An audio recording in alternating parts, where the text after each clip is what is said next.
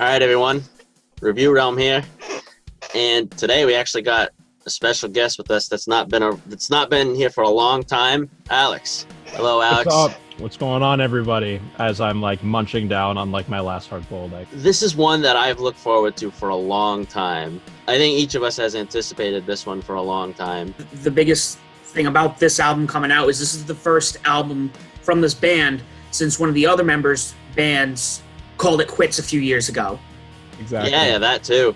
And I think too, in a recent interview, I believe with SiriusXM, I was mentioning that the writing process for this took, I think what they said was about 6 years. So this was an album literally 6 years in the making. So the work shows on that. Killer Be Killed's second album, Reluctant Hero.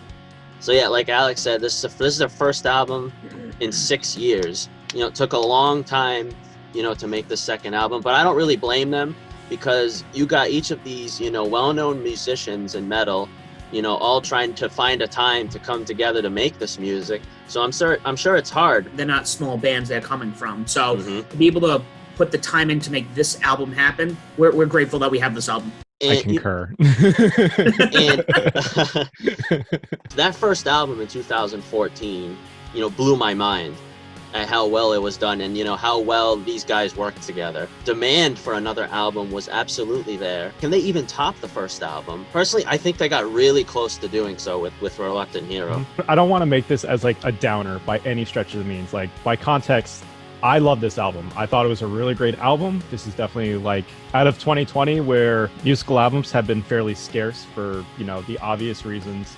This is probably going to be one of my top albums of the year, just because of how intricate it is, how diverse it is. Supergroups, right? They don't last as long. And the fact that they've been consistently writing music, even though they've only put out their second album, in fact, they've been consistently writing and collaborating for, at this point, well over 6+ years, and still, putting out quality work. I think I may have overhyped myself too much for this album. I personally think so. I don't know what your guys' thoughts are, but I think obviously the singles that they published, that they put out, fantastic. But there were some parts of the album that I was kind of left wanting a little bit more, or something a little bit just in the same realm as what they were doing. Either way, I love this album. I enjoyed it. It was something that I will listen to over and over again in the gym or in the car driving to work. So this is something I'll have on repeat for a while. I would not say this would top. I think this is about to as close as second, or at least a very rough, we'll go by the election rules here. We'll go by a very, very small margin. There's not even anything bad about the album. They pretty much come hand in hand. I'm with you guys on that one, especially supergroups. So supergroups usually don't last long, or they don't put out a lot of content. I can't think of any, supergroups that can put out 2 albums back to back that I think are on par with each other. And like I said, even the weak points, they're not bad. They're just, they're a little subpar. But both albums, to me, they're just they're like this. First taste of the album was Deconstructing Self-Destruction. First time hearing that, I was thrilled about it. I was happy. I'm perfect. I'm this is continuation of the last album here. It almost seems like 6 years hasn't gone by. If this is the first single, I'm I think the material is just going to get better, right? And then Dream Gone Bad came out, and I'm this is my favorite song on the album. Something just on that song just vibed with me really well. I think the music video, the style of the music video too, was definitely something that resonated with me. Just a really dark vibe to it. And, I think the lyrics really hit me on that one too. But with Deconstructing Self-Destruction, it almost felt like that was a song that was also supposed to be on that first album. Just with the style, the feel, and I think Massacre, their last album, I in a good way. I listened to it up and down, all around. I loved it. And then when I first heard this song, I'm thinking, oh, okay, we are going to get a lot of that first album. But I think that was more of kind of the ease in to how, to the other different types of songs that are on that album. I mean, let alone them putting out an over 7-minute long song. They've obviously it's their second album, but the first time they've really ever done that. So I think it's definitely, for me, it was something that just kind of eased me in. And then once, the full album came out, I was then further exposed to how different of an album this was. Not so much with Max, but with, Greg and with Troy being in Mastodon and Dillinger. I mean, you can kind of expect, things to kind of flow away from, the norm. Like, this sounded like Kill or Be Killed. They have a distinct sound, but definitely stuff like Reluctant Hero, Dream Gone Bad. There was stuff on that kind of swayed in a little more techie. I don't want to say technical, but maybe a little more proggy, a little more ambient, especially with, the title track. One of the things I really liked about this album is most of the songs here, they're kind of going a certain way with, with Troy and, with Greg, like doing, I think more like harmonizing vocals, and maybe, you have some parts that are a little bit slower. But what I think I like is that a lot of these songs just have that like pop where it just goes into something totally different. Usually it's led by Max. I think perfect example of that is Intercom from Outer Storms.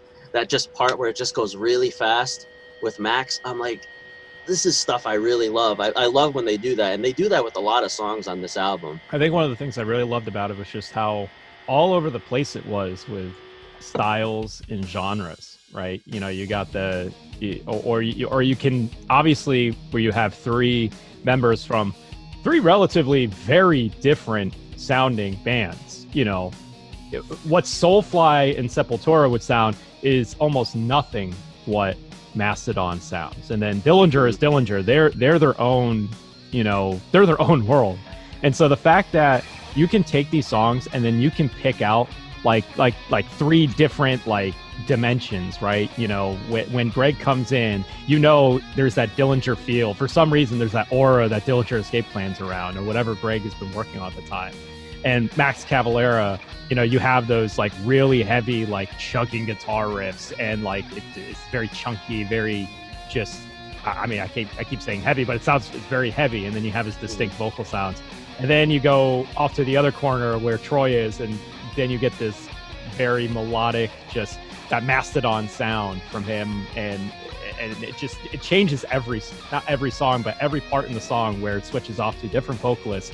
You can hear the music styles change, which is very interesting to say the least. I wouldn't even say it's good or bad. I just think it's very interesting how they can do that and pull it off very well. Agreed. I concur. I concur with the floor. Definitely throw a lot of surprises at you too with this album. Like that 7-minute, like From a Crowded Wound. Who would have expected them to, write this 7-minute song here? I almost kind of feel like the album is in like two different parts really, and like From a Crowded Wound is like kind of like the separation between like the first part and the second part here. Like obviously, and then you have the title track ending, initially that second part, which I did not expect to hear something like that from them. I thought the title track was really, really good. I think the only weird one for me was that 1 minute one, Animus. It's almost like a hardcore kind of track. That was just like kind of just like thrown there. It's like, all right, here you go. It was really quick. And I'm like, oh wait, it's already the next song. I didn't realize that one was a minute long. I don't know if it was Animus, but there is a song in there where there is some hard, like, old school punk vibes. When I listen to it, I'm just like, am I listening to a punk band now? And then I go back to a song like, Deconstructing Self-Destruction, or go to a Reluctant Hero. I'm like, what is going on with this album? I don't know where to pinpoint this, other than, this is just Kill or Be Killed, and that's what we're so wrapped up in is like, what genre, what type of album it is. It's like, no. This is just how they are. This is like, we're never gonna probably single out one, genre. It's everything. I think this album actually represents metal as a whole really well, because metal isn't just what it was 35, 40 years ago. The speed metal, thrash metal, new wave of British heavy metal, and then death metal, etc., etc. Yeah. I think this grabs the whole genre. And I think it sums everything up. There's something for everybody here who listens to metal one way or another. Whether it be like dad rock or whether it be something really, really heavy, really technical, it's all here. And everyone can enjoy a slice of the pie. And I think these ideas of not just sticking to like, maybe the same formula and everything, like each of these members of this band, kind of had that mindset, like they wanted to do something different. We love doing Soulfly, Mastodon. I can't say Dillinger Escape Plan because they're not around anymore.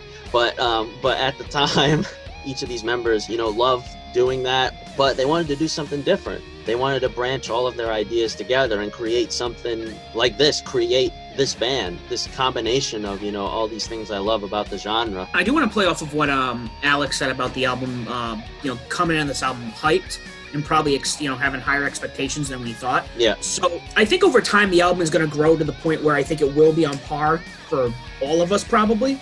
I think two factors come into mind, and I think Alex pointed out one of them had to do with that opening track. That first single was a banger. We were expecting the second self-titled album, which we didn't get, which is fine. Right. So everyone's coming off this high that we're going to get this monster of a album like the first one. This was the first album that we got from Greg Puciato that's not his synthwave project, which I like, you know. Yep. That side, you know, his first album since Dillinger broke up. And I think for me, being a big Dillinger fan, I'm like, I get some more Greg Puciato.